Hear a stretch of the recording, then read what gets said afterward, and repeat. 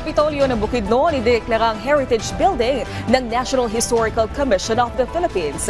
Ang detalye sa palitang pambansa ni Bernadette Epan ng PIA Bukidnon.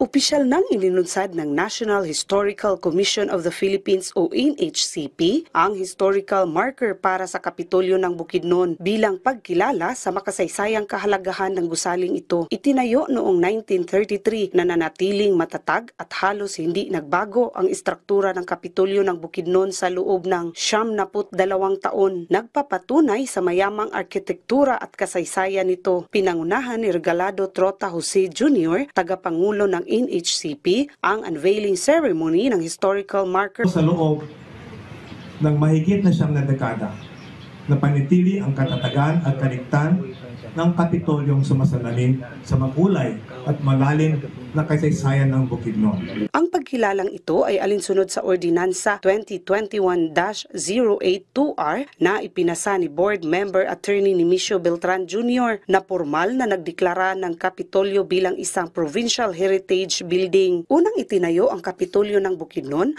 noong Pebrero 25, 1933 sa ilalim ng pamumuno ni Gobernador Antonio Rubin.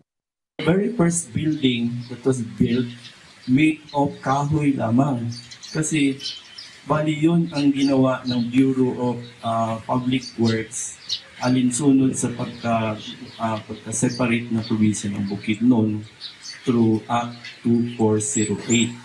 Muling itinayo ito noong 1946 sa pamamagitan ng Philippine Rehabilitation Act matapos ang pananakop ng mga Hapones. Ang pagkilalang ito ay patunay sa kahalagahan ng Kapitolyo ng Bukidnon bilang isang mahalagang bahagi ng kasaysayan at kultura ng probinsya. Mula sa Philippine Information Agency Bukidnon, Bernadette Epan para sa Balitang Pambansa.